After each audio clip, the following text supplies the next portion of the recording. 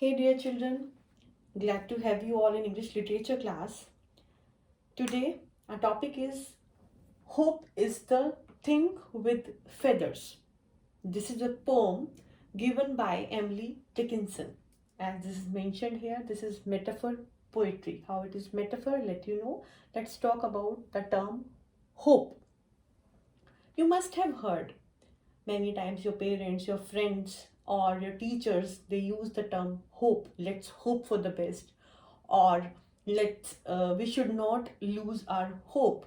What do you mean by it? Basically, hope is a feeling of trust or a feeling of expectation that something that you actually desire is going to happen.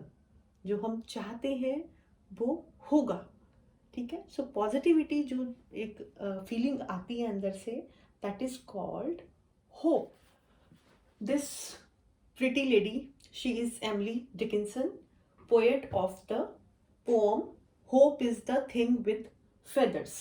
She's an American poet, and you know what, students, she did not receive any formal education, but she used to read widely at home, and she became a wonderful poet. She wrote about love, nature, mortality, immortality. There's so many things she wrote about. Success, failures, all these things were her favorite topics. And in her collection, there are about 1800, approximate 1800 poems in her collection. But only 7 of her poems got published during her lifetime. And rest of the work was published by her sister. All right, dear students, let's get started with the poem from book. Take out your book, page number 81. Hope is the thing with feathers. I told you that this is a metaphor poem. So what do you mean by metaphor poem?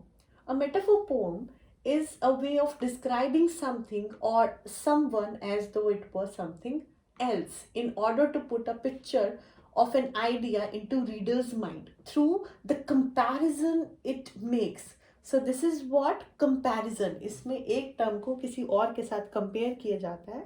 और compare क्यों करते हैं? So that कि वो idea जो है वो एक बहुत अच्छे तरीके से रीडर्स के माइंड पे बैठ जाए.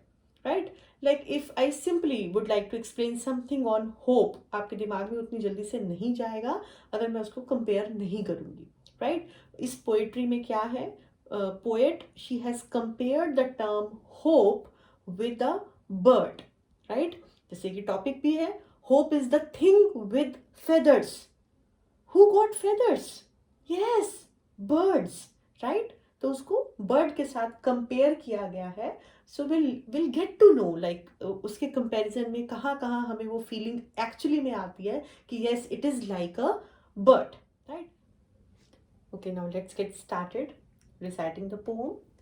Hope is the thing with feathers that perches in the soul and sings the tune without the words and never stops at all.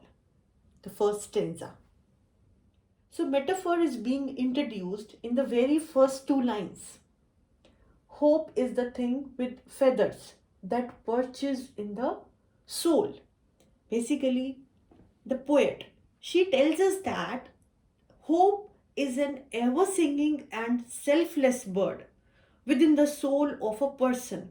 According to her, hope is a golden quality in a human being that shines even during adversity. Right? जो hope होता है, क्या कर रहा है? वो human soul के अंदर है. Perches means flies and sits. जैसे कि bird का nature होता है, वो कहीं भी fly करता है, कहीं भी बैठ जाता है. In the same way, वो reside कहाँ करता है? वो रहता कहाँ है? It resides in the deep inside the human body within the soul. उसकी soul के अंदर है. And sings the tunes without the words. What happens? What poet wants to convey here? That it sings. It keeps on singing, means it has no words but it has a tune. You must have noticed, कभी अगर हमारे अंदर से कोई आवाज आती है, कुछ भी चीज आ रहा है, एक पुश मिलता है किसी काम को करने का, वो क्या है? दैट इज होप जो हमें पॉजिटिविटी की तरफ लेके जाता है कि yes I want to do it, and that is nothing just a tune that keeps us going and never stops at all. और ये जो फीलिंग है ये क्या होती है, ये कभी नहीं रुकती, it keeps on going. And sweetest in the gale is heard. What is gale here? Gale is the storm, and this is again is being compared with our life.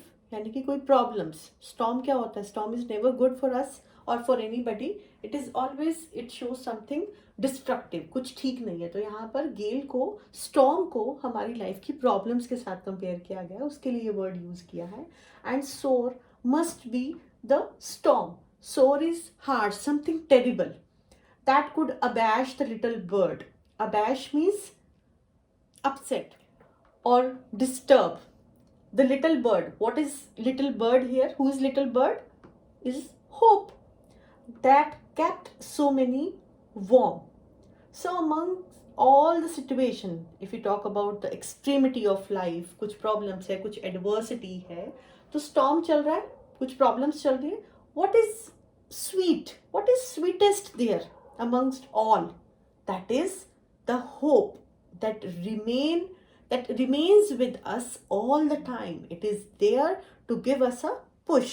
हमें एक motivation के लिए वो हमेशा से हमारे साथ रहता है. That could abash the little bird. क्या वो उस bird को upset कर सकता है, disturb कर सकता है? No, it cannot be disturbed by the storm. क्योंकि यही तो उसकी खासियत है. Hope is a beacon of light that inspires someone to do something. That kept so many warm, that keeps us going. हमें वो हमेशा के लिए उस particular direction में रखता है कि we need to do this thing at this point of time. I have heard it in the chillest land and on the strangest sea.